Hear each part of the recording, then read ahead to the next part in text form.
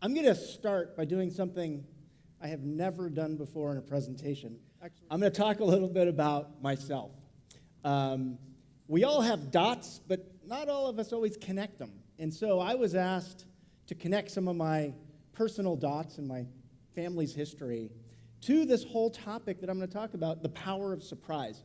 So I'm just going to dive right in and take you back to the 1920s and 30s in France. My great-grandfather, Jean Puifourcade, was an Art Deco silversmith. His designs live on today at Puifourcade in Paris, and also Puifourcade has been acquired by Hermes as well. Some of his designs. My favorite is the Art Deco chess set. My great-grandmother from France, this is her 1933 Leica camera, which I now own, and she was one of the first professional female portrait photographers. Anyone know who this is? This is not my great-grandmother. Pablo Picasso. She also took portraits of Henri Matisse. And then there's my grandfather, also French.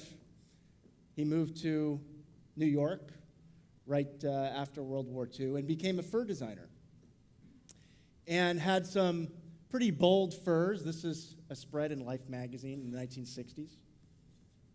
These are some of his designs. Natural Russian ermine tails. If you know what ermines are, there's the peace fur coat. Now, he had some bold designs. And at the same time, he was in an industry that was doing some things like making fur coats out of ermine tails. And he decided to push against the industry. And one day he took out a New York Times ad, full page, and said he was not going to ever again make fur coats out of endangered species. And so he was recognized by the World Wildlife Fund as an innovator in the fashion industry. These are some of his designs from that Life magazine spread. This is in his apartment that I was growing up visiting. You may anyone recognize some of the art in the background? Richard Lindner, that's right.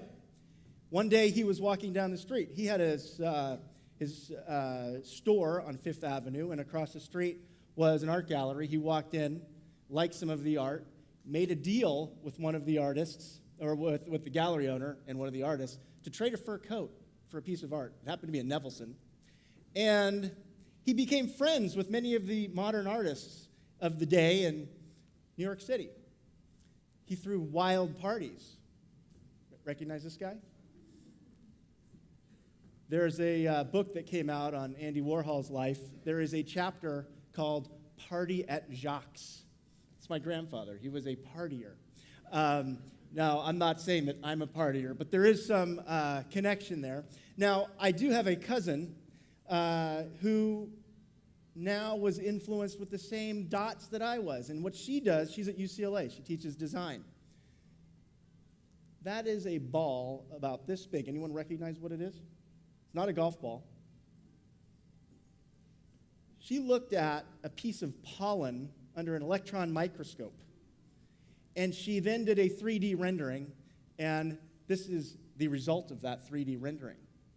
She is looking at things under electron microscopes that we can't see with our bare naked eyes and bringing them to life so we can all experience them.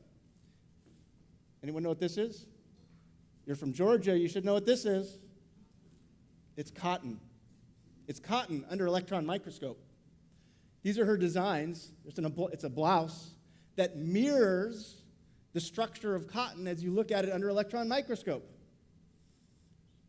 This is a wool fiber. Notice the jaggedy edges. This is her sweater that she's designed to bring to life those things we can't see with our naked eyes. So I just share these examples with you because we all have those connection points. And I realized a couple things. First, breakthrough innovations, they provide an element of surprise, delight. But second, and maybe more importantly, in order to create these kind of things, in order for me to write my book, I had to surprise myself. I had to find surprise inside of myself, challenge my assumptions, find a little bit of insight in order to do something that surprises others.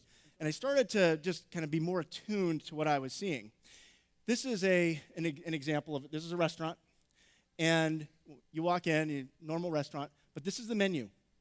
The menu is a little box with a deck of cards, and each card is a menu item.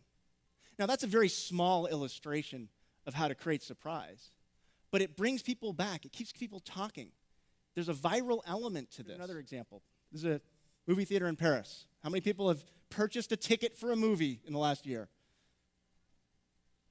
Only a third of you? What are you guys doing with your lives?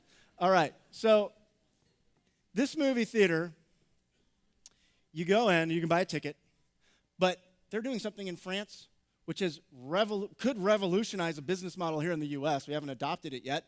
They sell a monthly pass. You can buy a pass for about 30 euros, and you can go as much as you want. Well, typically you won't go alone, so you probably bring a friend. They'll buy a pass, your family.